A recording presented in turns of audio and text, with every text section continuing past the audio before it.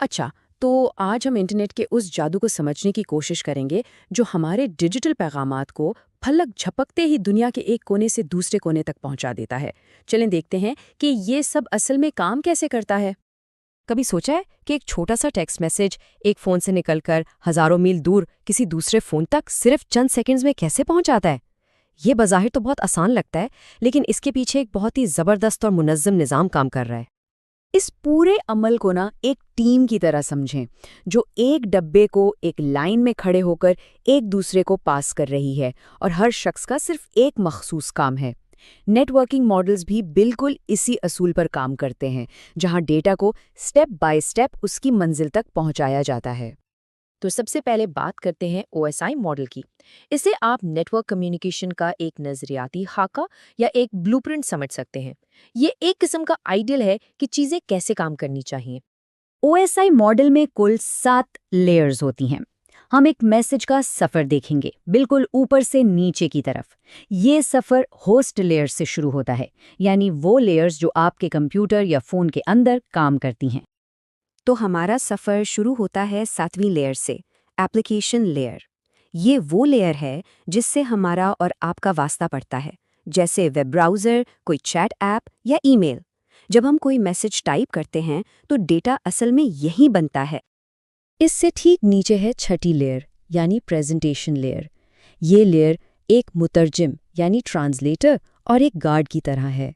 ये डेटा को ऐसे फॉर्म में बदलती है जिसे दूसरी डिवाइस समझ सके, और सिक्योरिटी के लिए इसे एनक्रिप्ट भी करती है, यानी एक खुफिया कोड में बदल देती है। फिर आती है 5वीं लेयर, सेशन लेयर। ये समझें कि ये गुफ्तगू की मैनेजर है।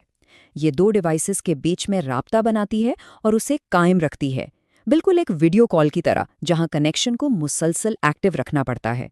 बातचीत शुरू करना, जारी रखना और ख़त्म करना सब इसी की जिम्मेदारी है। और अब आती है चौथी लेयर, ट्रांसपोर्ट लेयर। ये बिल्कुल एक डिलीवरी सर्विस की तरह काम करती है। ये बड़े मैसेजेस के छोटे छोटे टुकड़े बनाती है, जिन्हें सेगमेंट्स कहते हैं, और इस बात को यकीनी बनाती है कि हर टुकड़ा न सिर्फ महफूज तरीके से बल्कि सही तरतीब में अपनी मंजिल तक पहुंचे।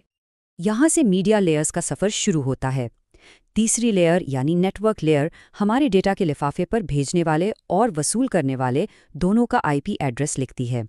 ये IP एड्रेस इंटरनेट पर किसी भी डिवाइस का एक मुनफरिद पता होता है। इस लेयर का काम है इंटरनेट के इस वसी जाल में पैगाम के लिए बेहतरीन रास्ता ढूंढना। दूसरी लेयर है डेटा लिंक लेयर।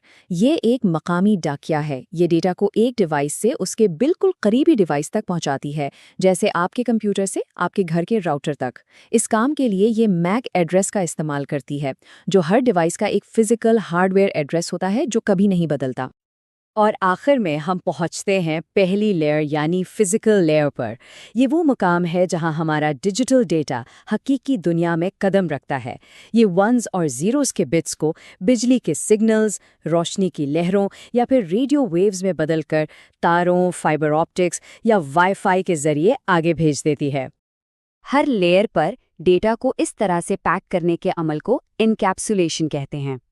इसे ऐसे समझें जैसे एक छोटे डब्बे को एक बड़े डब्बे में और फिर उसको एक और बड़े डब्बे में बंद किया जा रहा हो। अब इन 7 लेयर्स को तरतीब से याद रखना थोड़ा मुश्किल हो सकता है, तो इसके लिए एक बहुत मशहूर जुमला है, all people seem to need data processing. इस जुमले के हर लफ्ज़ का पहला हर्फ आपको ऊपर से नीचे तक हर लेयर की याद दिलाता है।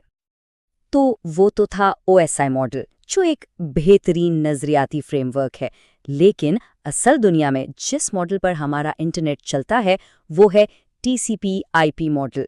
ये ज़्यादा अमली और सीधा साधा है। TCP/IP मॉडल चीज़ों को बहुत आसान बना देता है। इसमें सिर्फ 4 लेयर्स हैं। ये OSI मॉडल की मिलती जुलती जिम्मेदारियों को एक साथ जोड़कर एक ज़्यादा अमली फ्रेमवर्क बना देता है।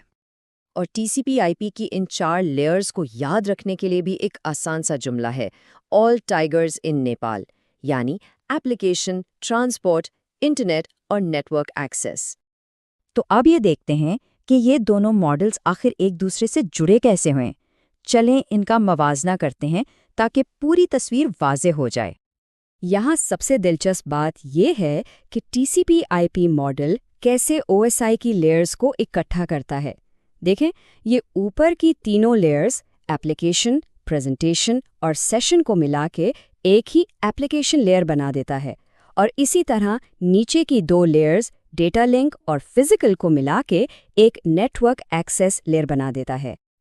तो सबसे अहम नुक्ता ये है कि OSI मॉडल एक तफसीली नज़रियाती ब्लूप्रिंट है, जबकि TCP/IP मॉडल उसका अमली निफाज है। OSI बताता है कि चीज़ें कैसी होनी चाहिए, जबकि TCP/IP वो मॉडल है जो असल में इंटरनेट पर इस्तेमाल होता है।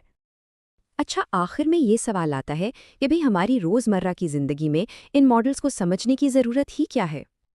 देखिए, इसकी अहमियत ये है कि इन्हीं मॉडल्स की वजह से अलग अलग कंपनियों की बनाई हुई डिवाइसेस एक दूसरे से बात कर पाती हैं। ये कामों को अलग अलग लेयर्स में बांटकर डेवलपर्स के लिए नई चीज़ें बनाना और मसाइल को हल करना आसान बना देते हैं। मुख्तसरन यही वो खाका है जिस पर हमारा पूरा जदीद इंटरनेट खड़ा है। इन मॉडल्स ने हमारी आज की डिजिटल दुनिया को बनाया है। अब सोचने की बात यह है कि आने वाला अगला मॉडल क्या बनाएगा?